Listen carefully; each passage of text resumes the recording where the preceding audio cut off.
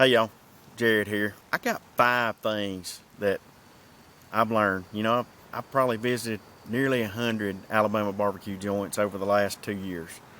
And I appreciate y'all following along with me. But I wanted to tell you some things that I've learned. Okay, I've learned 5 main things going around and visiting all these places. So, all right, number 5 is this: not all sauce is created equal. Everybody thinks their sauce is good, and most everybody's is good. To be honest with you, I like craft, and I find that a lot of barbecue joints actually serve craft or something very similar to it. They just don't, they might not put the craft bottle out there, but it's a good sauce. But in Alabama, you got everything from, and this is more up north, but you're finding it further and further south. You got that good white sauce that, you look at it and you think, man, that's ranch. But no, it's not ranch. It's tangy, it's peppery, it's good, kind of heavy mayo, but it's delicious. And then, you got vinegar sauces that are thin and just really wake pork up. And then you got red sauces all over the place. And I'm gonna be honest with y'all. I have literally, these are heavily guarded secrets, these recipes. My father-in-law, rest his soul, he had a very closely guarded recipe, and I didn't get to see it until I'd been married to his daughter for quite some time. And now I know what's in it. It's good. It's really good, but it was guarded, man. I'm talking about, I do know one fella who kept his recipe in a safe, and him and his wife was the only two that knew the code to it.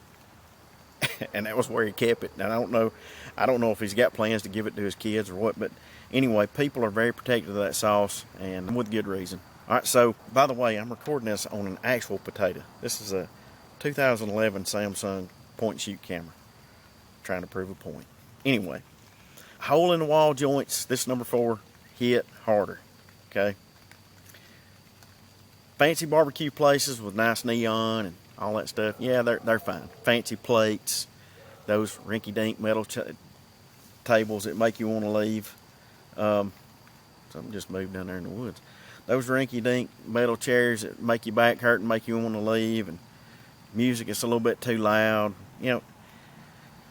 That's all well and good. Way too expensive food. I'm not going to name any places, but y'all probably know some. That ain't it.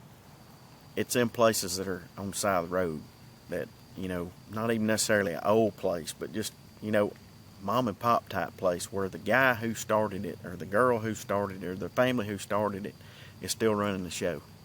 And they care about it, and it's a point of pride. It may be a dude on the side of the road with an old rusted out smoker under a tent, but I'm going to tell you, there's some good barbecue in Alabama, and it's not always the big name places. Are there some good big name places? Sure. Hit Dreamland in Tuscaloosa if you don't believe me. It's been around a long time. Give them a shot if you don't believe what I'm saying about big places. There's some good big places, but these little places, that's where it's at. Okay, number 3, pit masters, I've discovered, love to talk. And the first one I think about is Jamie down at Alabama Rib Shack. He is a very interesting guy and very excited about every dish that they prepare there. And he will tell you all about it. And it's actually worth a visit just to go talk to Jamie, because I got to talk to him for a few minutes. But I got to hear him talk to every customer in there.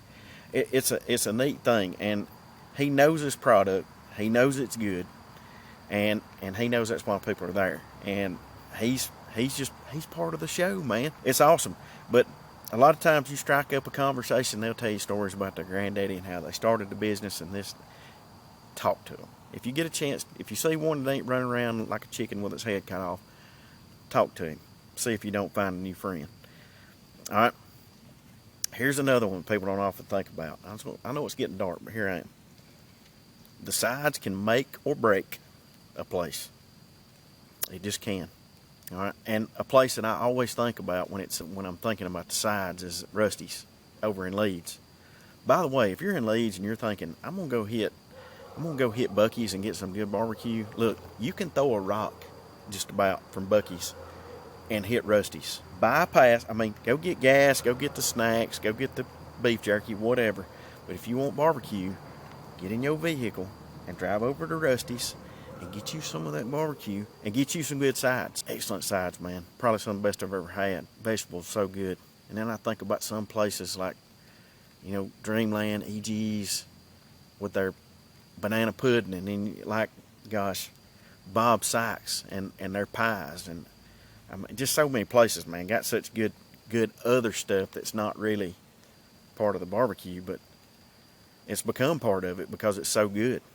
All right, so it's not always the barbecue that makes it or breaks it. So, all right, and this is number one. Every little area, every little town, every county, every little community, they've got their spot that they swear by, and that's their barbecue place, and they love it. I can think of one place up the road, not going to say where, that I've heard many people from that area swear by how good it is, and I thought that it was average at best. Didn't particularly care for the sauce, didn't particularly care for the meat, ribs, pork, chicken, none of it. Sides were so-so. But I went to the place with a guy who was from there, and he said, "This tastes like coming home." And I was like, So I learned that not everybody's opinion on barbecue is created equal. And it kind of depends on where all they've been and whether they've got like some kind of an emotional attachment to a place. And you know what? I'm glad they got it. And I've learned this. When somebody says, this place is the best I've ever had, and it's right in their neighborhood, disagree with them. Tell them it's good. I've had it, it's good. I'm going to go try, or if you haven't had it, just tell them I'm going to go try that out, it'll be good. You got to lie to them. But, I also don't have to tell them, oh, well, this place over here is the best I've ever had. That ain't worth, nah, I ain't going to do that. Let me throw you in a bonus thing that I've learned. All right, Southern Living Magazine and AL.com. I'm sorry, they don't really know Alabama barbecue. Because every time they come out with one of these lists about the greatest barbecue in the state, they're talking about some of the oldest barbecue in the state. They're not talking about the greatest. Y'all need to get out more. If AL.com, you can hire me. I'll go visit these places. I'll write you up an article. I'll do you a video. Hire me. I'll go do it. But whoever you are sending out is writing these articles on the same old places every time. So that's it. That's the 5 things I've learned, plus that one bonus that I have learned running around Alabama eating barbecue. Appreciate y'all watching as always. Y'all have a great night.